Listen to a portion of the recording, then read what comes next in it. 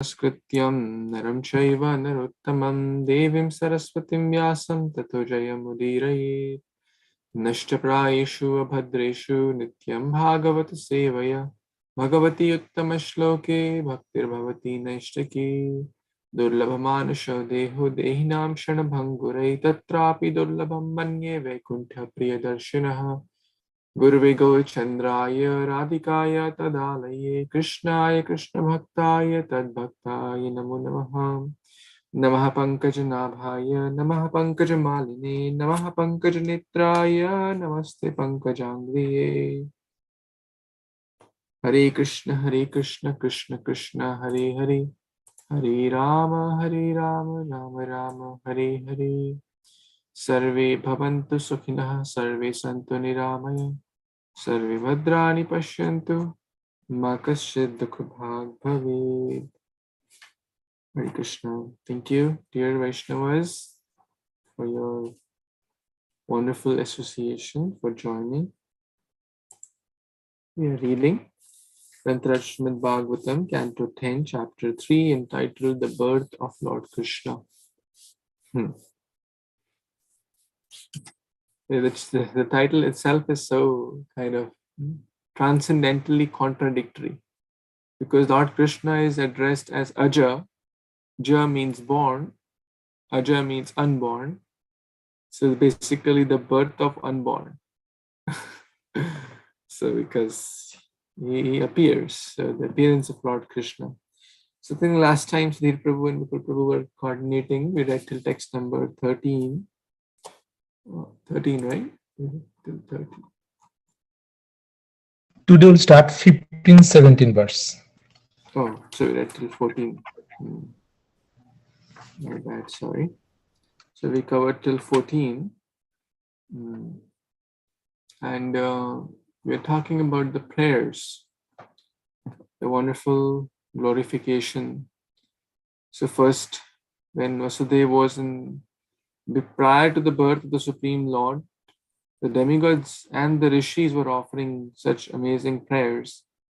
But now the Lord who was inside has come outside because he is present everywhere. So the same Lord is outside and Vasudev is offering amazing prayers. So we will continue from that point.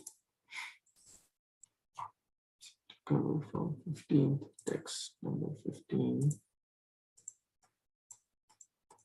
Hare Krishna, Krishna Krishna, Hare Ram, Hare Ram.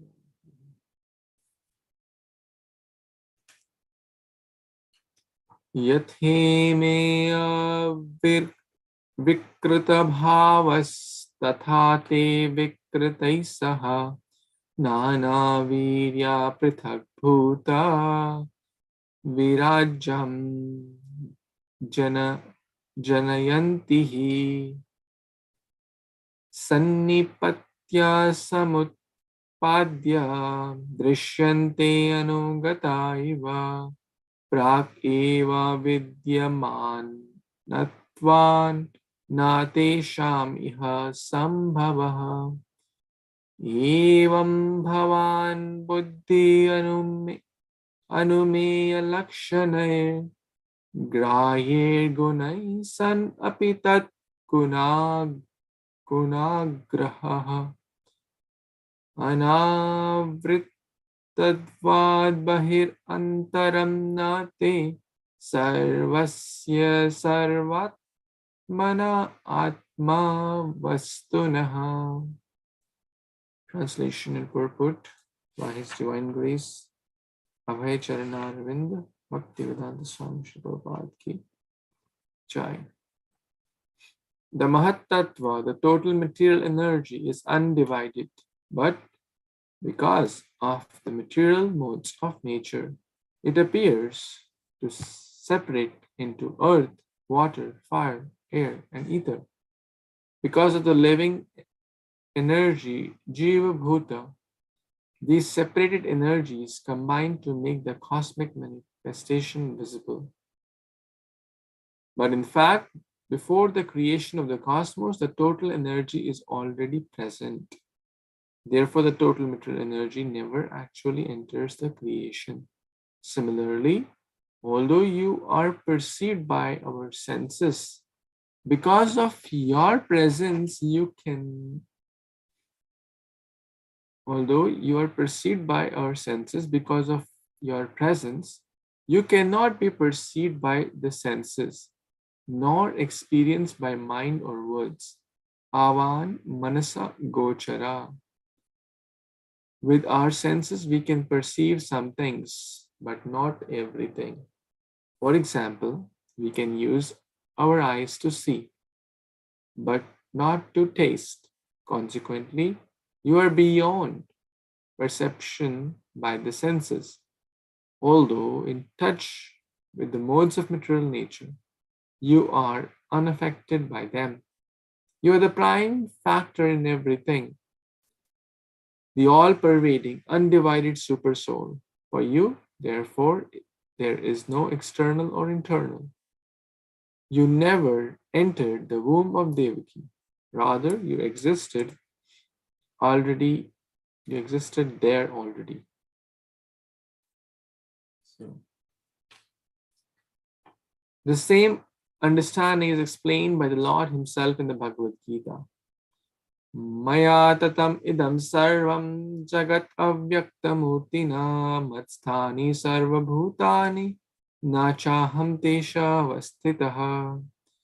By me in my unmanifested form, this entire universe is pervaded. All beings are in me, but I am not in them. The Supreme Personality of Godhead is not perceivable through the gross material senses. It is said that Lord Krishna's name, fame, pastimes, etc. cannot be understood by material senses. Only to one who is engaged in pure devotional service under proper guidance is he revealed, as stated in the Brahma Samhita 538. Prema anjachurita bhakti vilochanena santa sadaiva hridayeshu vilokayanti. One can see the Supreme Personality of Godhead, Govinda, always within oneself and outside oneself, if one has developed transcendental loving attitude towards him. Thus, for people in general, he is not visible. In the above mentioned verse from the Bhagavad Gita, therefore, it is said that although he is all pervading, everywhere present, he is not conceivable by the material senses. But actually, although we cannot see him, everything is resting in him. As discussed in the 7th chapter of the Bhagavad Gita, the entire material cosmic manifestation is only a combination of his two different energies, the superior, the spiritual energy, and the inferior, the material energy. Just as the sunshine is spread all over the universe, the energy of the Lord is spread all over the creation, and everything is resting in that energy. It's a long purport, so I'll kind of take a pause here. Others can read, and then we'll discuss. Maybe someone can read next the paragraphs. Who would like to read, please? Yes, Bhaswati Mataji, you want to read? Everyone. Yet one should not conclude that because he is spread all over, he has lost his personal existence. To refute such arguments, the Lord says, I am everywhere and everything is in me, but still I am aloof. For example, a king heads a government which is but the manifestation of the king's energy. The different governmental departments are nothing but the energies of the king, and each department is resting on the king's power. But still, one cannot expect the king to be present in every department personally. That is a crude example. Similarly, all the manifestation that we see and everything that exists, both in this material world and in the spiritual world, are resting on the energy of the Supreme Personality of Godhead. The creation takes place by the diffusion of his different energies, and as stated in the Bhagavad Gita, he is everywhere present by his personal representation the diffusion of his different energies. One may argue that the Supreme Personality of Godhead, who creates the whole cosmic manifestation simply by his glance, cannot come within the womb of Devaki, the wife of Vasudev. To eradicate this argument, Vasudev said, "My dear Lord, it is not very wonderful that you appeared within the womb of Devaki, for the creation was also made in that way. You were lying in the causal ocean as Mahavishnu, and by your breathing, innumerable universes came into existence. Then you entered into each of the universes as Garbhodakshai Vishnu. Then again you expanded yourself as Kshirodakshai Vishnu and entered into the heart of all living entities and entered even within the atoms. Therefore, your entrance into the womb of Devaki is understandable in the same way. You appear to have entered, but you are simultaneously all-pervading. We can understand your entrance and non-entrance from material examples. The total material energy remains intact even after being divided into 16 elements. The material body is nothing but a combination of the 5 gross elements, namely earth, water, fire, air, and ether. Whenever there is a material body, it appears that such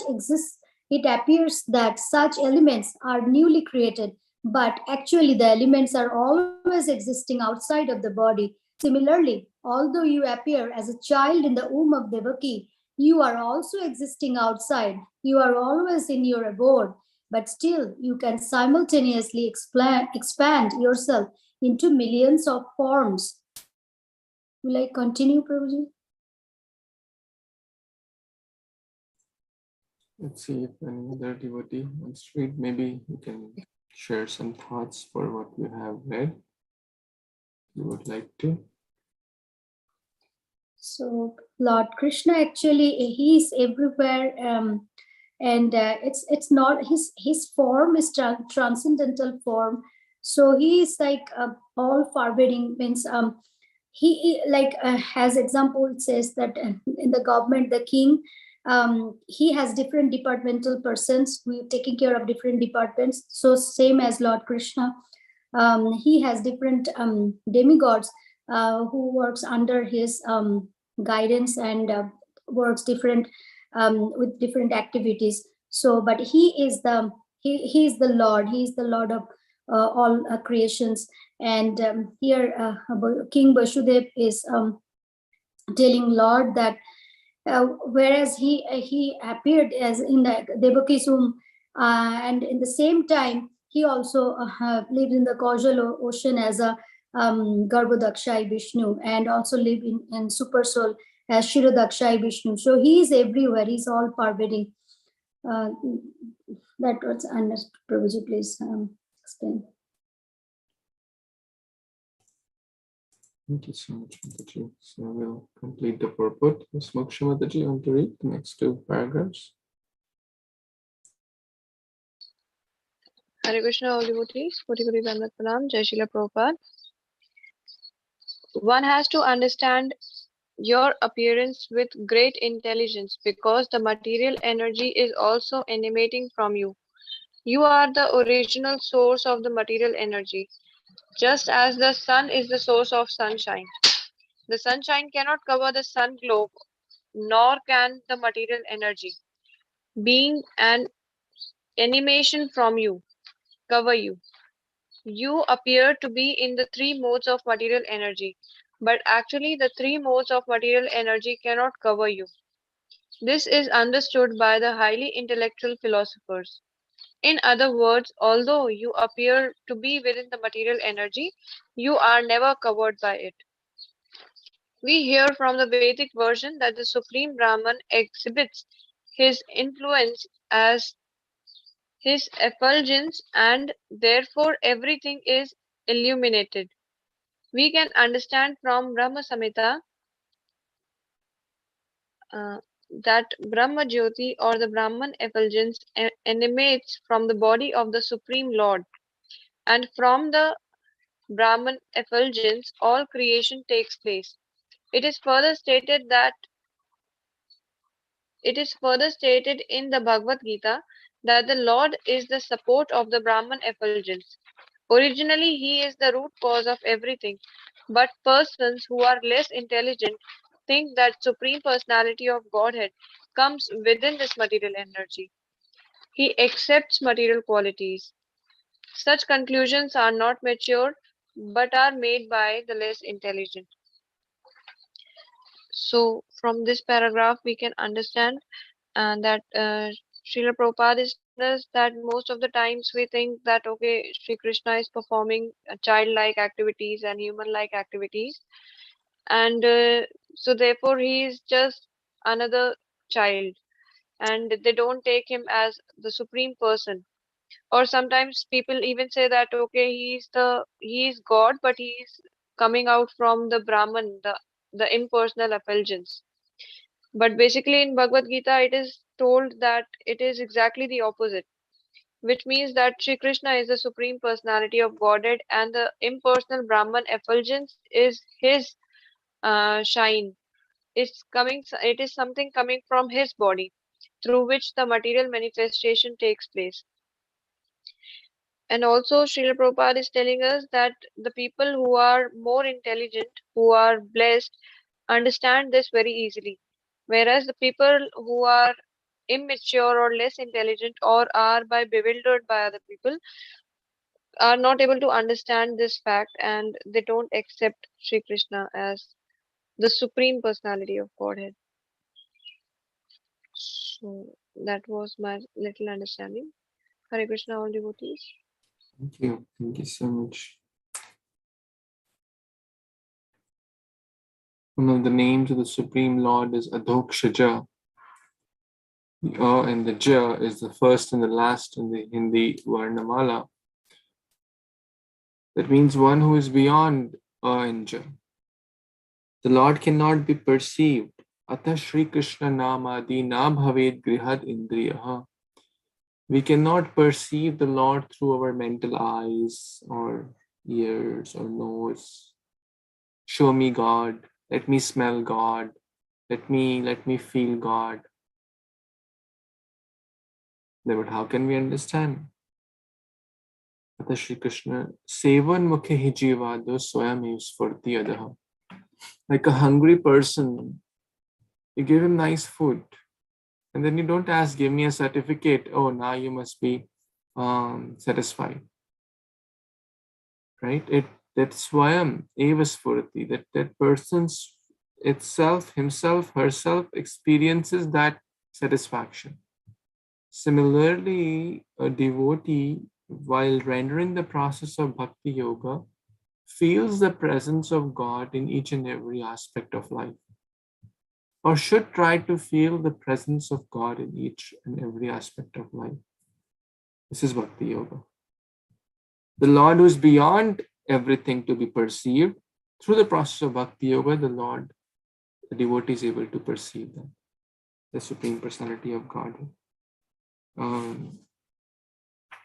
So the point here is the Lord is not covered by the modes. And same is true for the pure devotees as well. As we were reading in the previous text, that Devaki had the same nature. Same nature means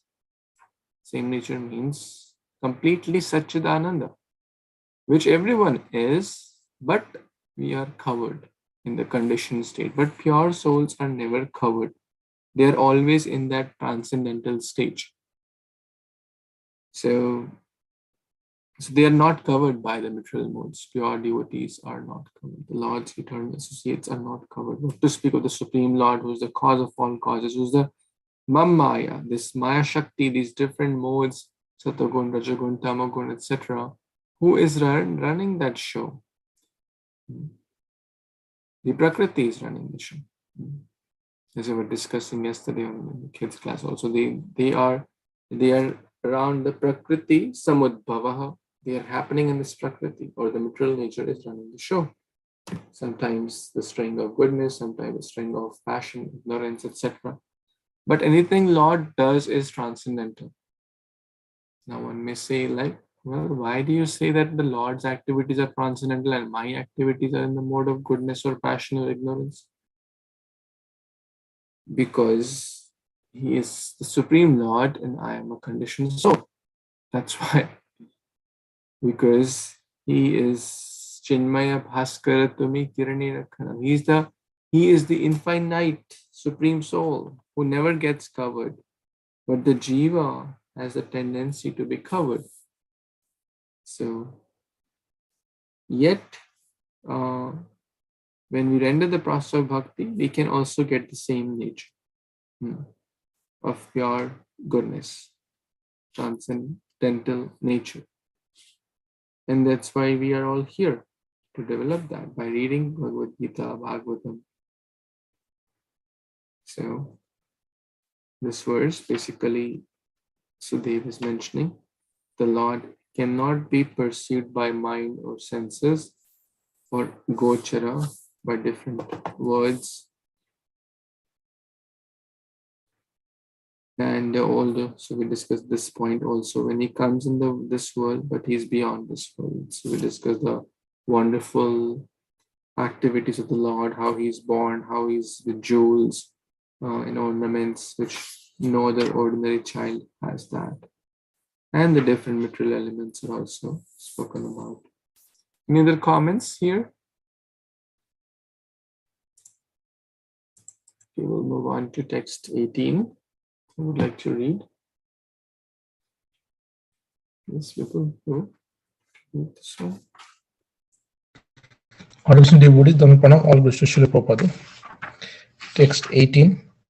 Ya atmano drishya guneshu shan iti vyavasaya tesha boiti rekato abuddho binanu badham nacha tan munishitam samyatastektam upadadat puman. Translation part 1. His divine grace is Bhaktivinoda Swami Prabhupada, Srila Prabhupada Vijay. Translation. One who considers his visible body, which is a product of the three modes of nature, to be independent of the soul, is unaware on the basis of existence, and therefore he is a rascal. Those who are learned have rejected this conclusion because one can understand through full discussion that with no basis in soul, the visible body and senses would be insubstantial. Nonetheless, although his conclusion has been rejected, a foolish person considers it a reality. Purport. Without the basic principle of soul, the body cannot be produced. So-called scientists have tried in many ways to produce a living body in their chemical laboratories, but no one has been able to do it because unless a spirit soul is present, a body cannot be prepared from the metal elements. Since scientists are now enamored of theories about the chemical composition of the body, we have challenged many scientists to make even a small egg. The chemicals in eggs can be found very easily. There is a white substance and a yellow substance covered by shell, and modern scientists should very easily be able to duplicate all this. But even if they were to prepare such an egg and put it in an incubator, this man-made chemical egg would not produce a chicken. The soul must be added. The soul must be added because there is no question of a chemical combination of all life. These who think that the life can exist without the soul have therefore been described here as abhuda, foolish rascals. Again, there are those who reject the body regarding it as insubstantial. They are the same category of fools. One can neither reject the body nor accept it as a substantial. The substance is the supreme personality of Godhead, and both the body and soul are energies of the supreme Godhead as described in the Lord himself in Bhagavad Gita. So probably should I stop here?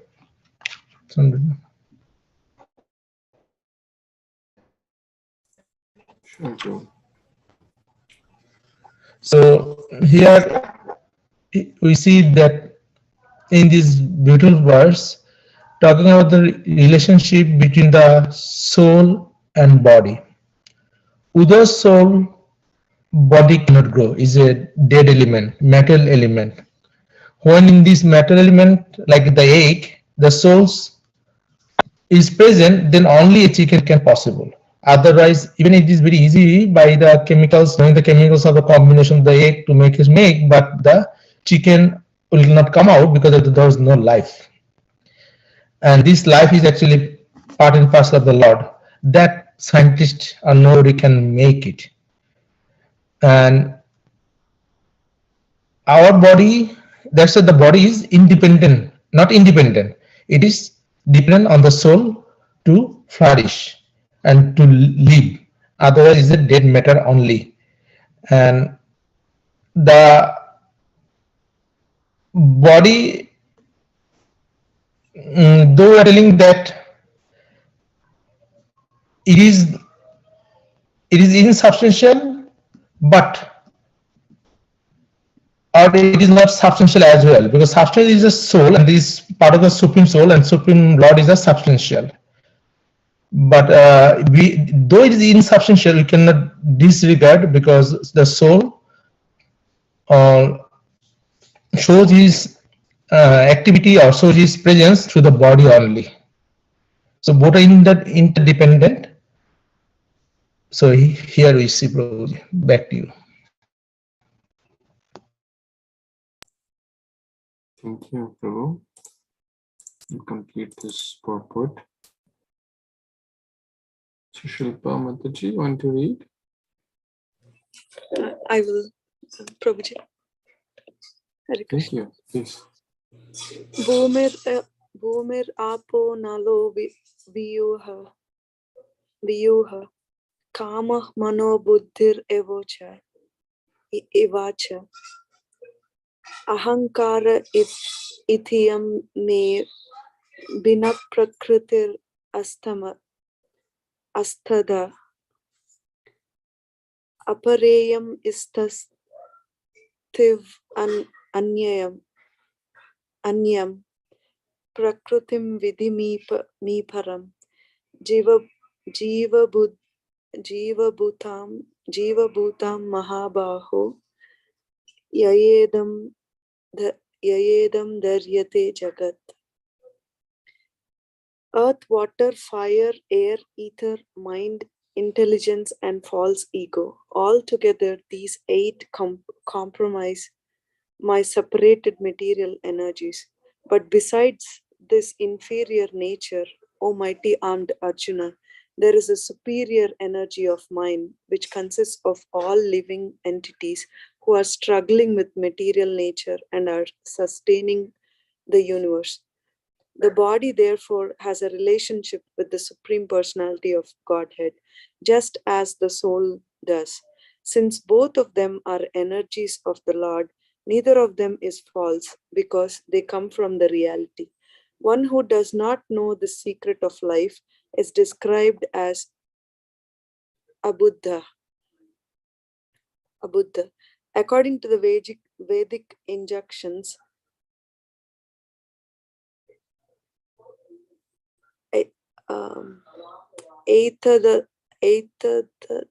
Manyam. Is that correct, Prabhuji?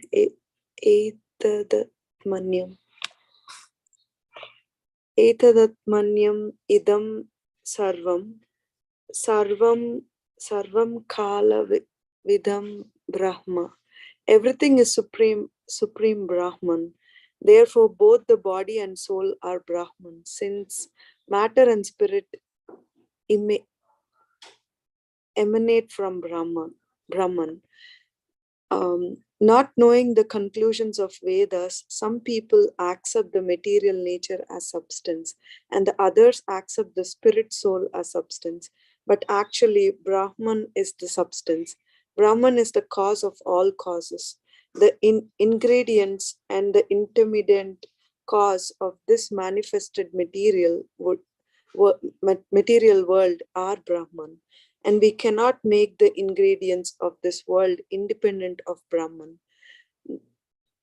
Furthermore, since the ingredients and the intermediate cause of this material manifestation are Brahman, both of them are truth, Satya.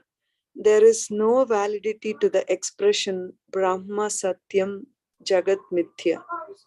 Brahma Satyam Jagan Mithya. The world is not false. Jnanis reject this world. Jnanis reject this world, and foolish persons accept this world as a reality. And this way, they are both misguided. Although the body is not as important as the soul, we cannot say that it is false. Yet the body is temporary, and only foolish people, materialistic persons who do not have full knowledge of the soul, regard the temporary body as a reality and engage in decorating this body. Both of these pitfalls, rejection of the body as false and acceptance of the body as all in all, can be avoided when one is fully situated in Krishna's consciousness. If we regard this world as false, we fall into the category of asuras, who say that this world is unreal. With no foundation and no God in control, asatyam aparatistam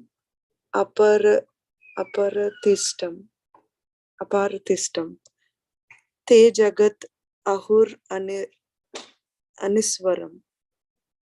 As described in 16th chapter of Bhagavad Gita, this is the conclusion of demons.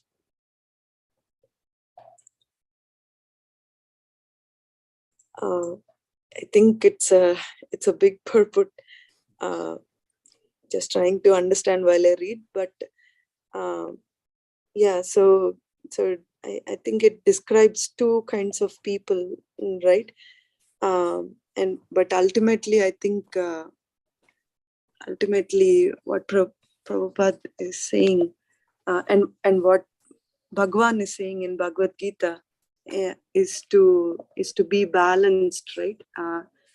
Like to treat the body and soul equally, and not give too much importance to either of them.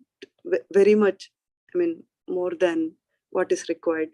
Both has to be treated equally and equal importance. The same way, both. Yeah, I maybe you can add more, but Okay, it's so nice. Thank you so much. Regularly joining. Hare Kṛṣṇa. Yes. The body has a relationship with the Supreme Personality of Godhead, just as the soul does. So nice. Since both of them are the energies of the Lord, neither of them is false because they come from the reality. I'm just repeating the purport, some of the lines I highlighted. So let's try to understand the two extremes here, right? As Srila was also referring. Krishna says in Bhagavad Gita, we don't be like a pendulum, right? It's easy in life to become like a pendulum. You go on one extreme and then goes on the other extreme, right?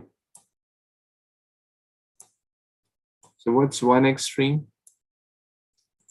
One extreme are the people who say, hey, body is false. Ignore the body, right? Or Brahma Satya Jagat Mithya, right? After all, body is going to die anyways. So, all these basically statements. The other extreme could be body is everything. So, decorating only the body. I, me, mind. So just body conscious, focusing on the body and things in relation to the body. This is my home, my car, my family, my iPhone, iPad, I car, ahankar, ahankar vimuratma karta miti manyate. So both are bad, right? Both will not help us to reach the destination. So what's the middle path? That yes, this body is temporary. Yes, the body is going to die. Yes, the body will go back to the 5 elements. Yet, it is the energy of the Lord. Yet, it is an opportunity. Sharira khalu moksha sadhanam. Yes, sharir is khalu. It is going to die. But that doesn't mean that I will voluntarily kill myself or kill my body because anyways it has to be killed. No. It is a blessing. It is an opportunity. Human life, human body has been gifted. This body belongs to the spiritual master. This body is a medium to get the soul to the right destination. And that destination is back home, back to Godhead. Because how do we engage, right, the soul in the service of the Lord, in the conditioned soul? Krishna says, Manmana bhav mad bhakto madhyaji mam namaskaru. We have to use this body as Maharaj Amrish used to use. What's that beautiful verse? Engaging. Savai manah Krishna padara vindayoh. Vachamsi vaikuntha gunanu varnani. Karau harir mandir marjinadishu. Shrutim chakar achyuta satkathodayi. Grihanam cha tad pada saroj saurabhi. Mukunda lingalya darshanam dishu. Tad bhritya gatra sparsha anga samgamam. So many verses are there. 3 verses, 12 lines in series.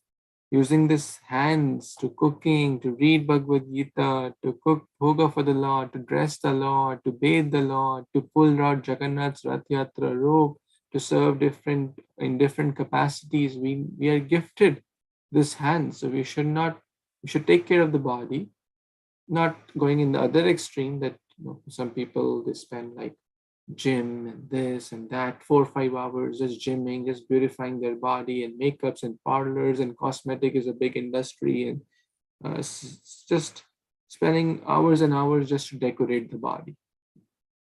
Another extreme, as we discussed. So we have to nicely balance that. Yes, it is a blessing. It is given by the Lord. Yes, it is temporary. So over attachment is certainly bad, and at some point it will end. So why fear? Because ultimately, if I'm using my body in the service of the Lord, then Krishna will take care.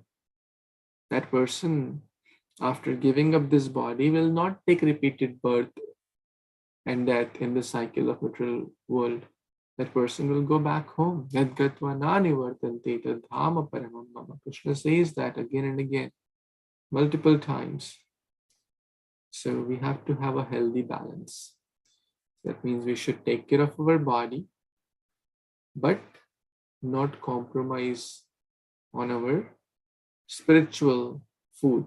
The food for the body is food for the body, like proper health, hygiene, food, taking bath, to take care of the body, keeping ourselves clean, eating food. Of course, prasadam is not just for the body, it is for the spirit soul as well, because it's transcendental. But we need the food for the soul as well, because that's our true self. And food for the soul is reading, hearing, chanting, Vaishnava Sangha. So a nice balance should be there. Otherwise, we are a Buddha, less intelligent, foolish rascals, Pushra Prabhupada. Life comes from life, and that's the first half of the purport. Life cannot be created in a laboratory. Life comes from life. So that's the main essence. Any other comments anyone has in this purport? Okay, we'll move on to the next verse. Yes, would like to read. Thank you, Mataji.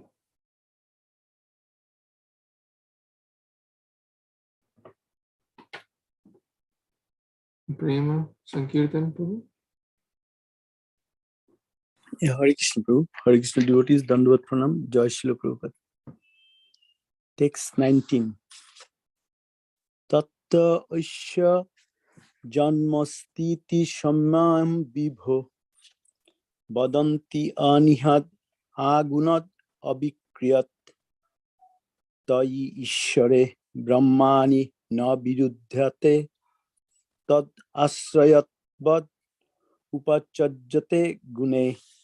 Translation and purport by His Divine Grace A.C. Bhaktivedanta Swami Śrīla Prabhupada, Jai Śrīla Prabhupada.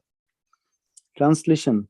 O my Lord, learned Vedic scholars conclude that the creation, maintenance, and annihilation of the entire cosmic manifestation are performed by you, who are free from endeavor, unaffected by the modes of material nature, and changeless in your spiritual situation. There are no contraindications in you, who are the Supreme Personality of Godhead, Parabrahman, because the three modes of material nature, Sattva, Rajas, and Tamo, are under your control. Everything takes place automatically. Purport, as stated in Vedas, Natasya kajyam karanam cha vidyate, natat shamas cha abhi odhikascha drishyate.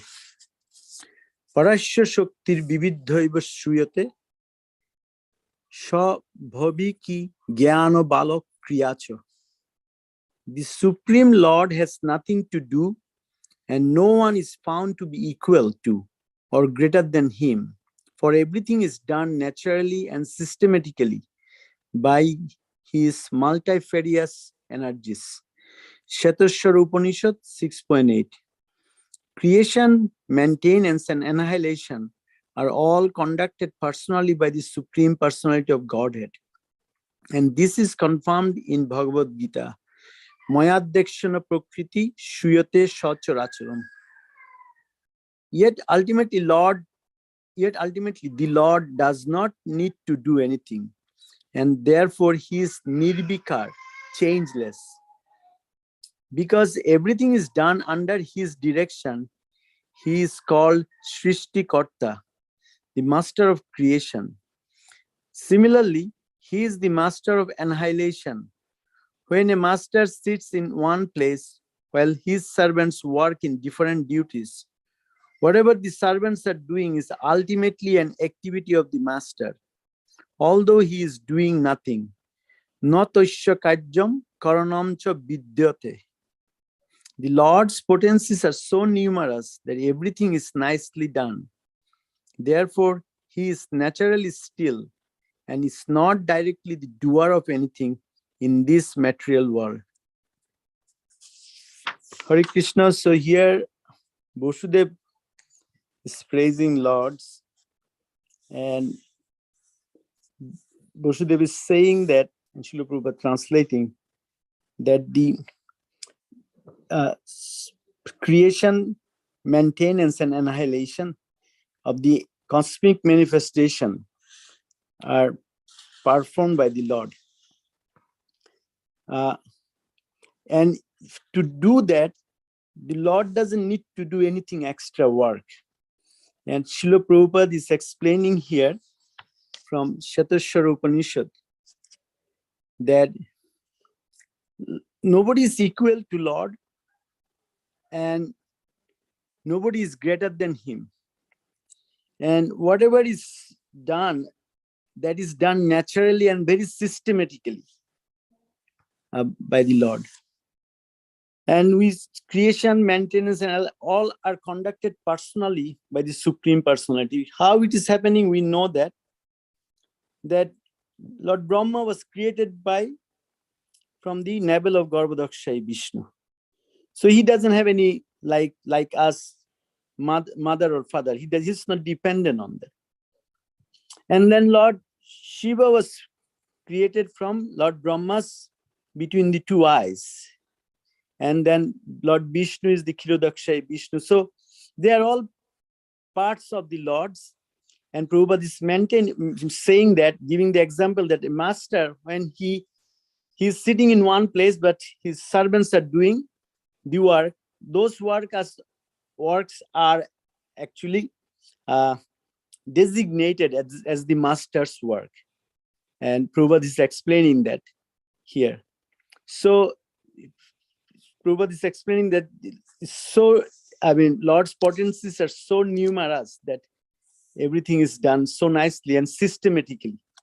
And so here we see that, Krishna, everything is controlled by Krishna. Krishna doesn't, and we saw that from all the expansions, from starting from Balaram.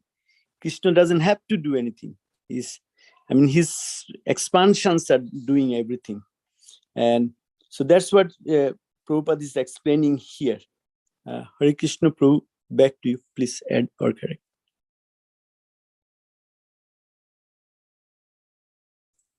Thank you, Prabhu. Thank you so much. Again, all these verses are spoken by Vasudev.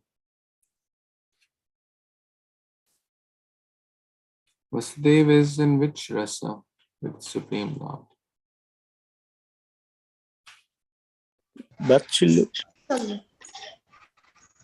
Parental. Parental rasa. So does a parent glorify their child like this? Is he cognizant of the Lord's supremacy? Or what's going on?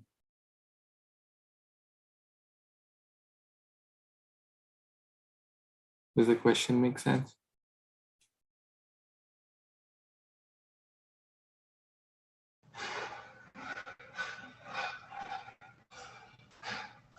No, he's cognizant because Lord came first in his mind, right? Mm-hmm. Yes. So there are also different grades of Vatsalya Rasa also. Nowhere we see Nanda Maharaj or Yashoda Mata glorifying the Lord as the Supreme Lord. Krishna certainly did many acts of Aishwarya or transcendence, like lifting the Govardhan hill, killing so many demons like Putana, Agasur, Bakasur, so many. But they would never, their rasa by the Yogamaya Shakti was so high that outside Vrindavan, Krishna's, the love of the devotees was so strong that they would never consider Krishna as someone beyond either their friend or their lover or their son or their, But outside Vrindavan, multiple times we see this. Like even Arjuna, when he saw Krishna as the Supreme Lord, he offered multiple prayers. Vasudev Maharaj offering here multiple prayers. And then Arjuna was also lamenting, hi, oh Baba, I was playing with you, considering you as a friend, as Sakha, and I made you as my chariot driver. You are the Supreme Lord. So this is the beauty of Vrindavan. The love is so strong. So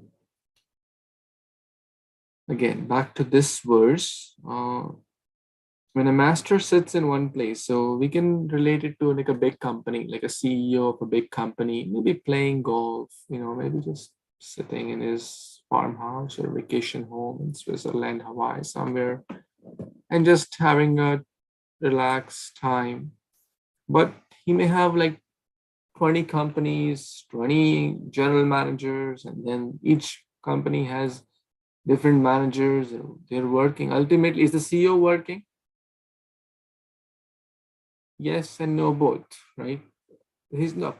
He's working in the sense it's not that he is putting each and every product which needs to go out of the company, or he is collecting cash, or he's checking, signing checks for each small thing. there are hundreds and thousands and tens and thousands of employees working for him. So in one way he's working, but in the other way he's not working. So for an ordinary CEO, we can understand this. What to speak of the Supreme CEO, the Supreme Lord. Just by mere glance, all these, just by mere thought, just by mere pores, so many pores are there on the skin. When he inhales, exhales, all unlimited universes come out. He doesn't have to make a conscious effort. Like if we have to create something, let's say even like a paper plane, we have to do a conscious effort, get a paper, fold in different ways. And for a small paper plane, what to speak of a big, like a 3D model of plane, we need more effort, wood, glue, nails, and all that. And then you have to, do some hard work. And if you make an actual plane, it means a lot more intelligence, a lot more creativity, a lot more tools and resources. But for the Supreme Lord, His infinite energies are working just by a mere glance. Is He the Supreme Lord? So in that way, He is not the doer. In one way, He is the supreme cause, but He has nothing to do. Nothing to do in the sense He's busy enjoying. One time, this is a group of Western researchers came to India and they were trying to figure out who is God. So they went to different temples and they went to Durga Mata temple. And they went to, Hanuman temple. They went to different temples. They saw different demigods, different people somewhere. And then they came to a conclusion that they were not like ISKCON devotees or Hindus or anything. They were just like researchers. They said, and they came to a conclusion that Krishna is the Supreme Lord.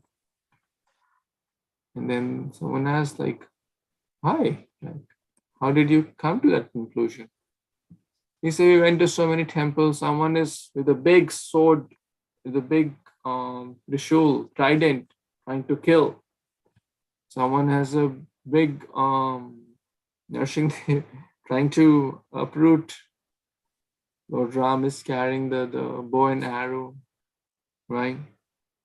Ganesha has his own, writing Vedas. Saraswati Devi has her own education department. Lakshmi ji has the finance department. So many departments, so many demigods, so many incarnations of the Supreme Lord. But look at, we went to Krishna temple and then he is with his gopis playing flute and just enjoying, right? So that's God. He's the Supreme Lord. So just a short story in this connection here. So ultimately, the Lord has nothing to do. He's just doing to enhance the pleasure. Right? But in one way, he's the cause of everything. Sarva karana karanam. In the other way, he has nothing to do. How can we understand this? We cannot understand this but yet we should try to understand. Ultimately, everything is done through his infinite energies. Okay, anything else anyone has? Oh, Hare Kṛṣṇa. I just want to share one. That you're such a nice question that was Vasudev cognizant. So actually in text 11, in the purport, Srila Prabhupada quoted Srila Vishwanath Chakrabarti Thakur, that when Vasudev saw the child, he was shivering with wonder. And there were 4 wondrous things happen. And Prabhupada was saying that the first wonder was the Lord was not afraid to appear within the prison house of Kamsa. And the second, he said that the Lord is all pervading. He had appeared from the womb of Devaki. And the third was, child could take birth from the womb so nicely decorated. And the fourth was, as you were mentioning, the Supreme Personality of Godhead was Vasudev's worshipable deity, yet had taken birth as his son.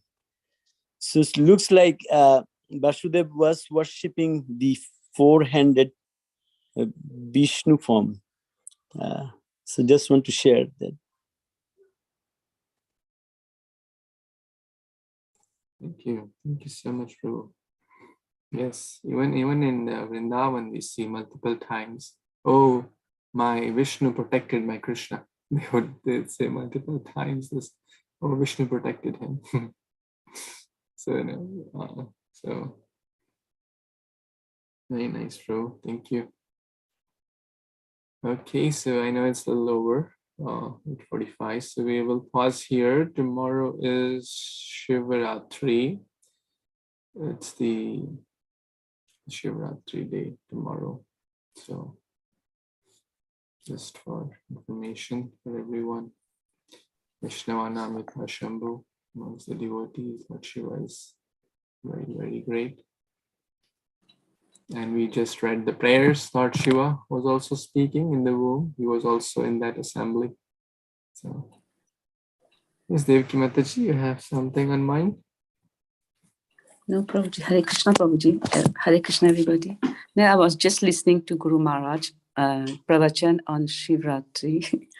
That's why I'm a bit late. I'm sorry for this, Prabhuji. It was so nice, the katha this morning. I'm sorry. Thank you. Thank you. And to now you're share telling with that us. tomorrow. Now you're telling that tomorrow is that. So a bit odd for me because of time difference. Correct. In India or Mauritius, it started already. Yeah. Mm-hmm. We are following your footsteps. Oh, no, Prabhuji, you're so great. You. Thank you, Prabhuji. Thank you. Grantraj Śrīmad-Bhāgavatam Purana ki, Shri Prabhupada ki, Samaveta Gaura ki, Vancha Kalpatarubhyascha Kripa Sindhubhya Gacchatapacharam Bhavanabhyo Vaishnavabhyo. Thank you, Haribol. Thank you, Hare Krishna. So much. Hare Krishna. Hare Krishna.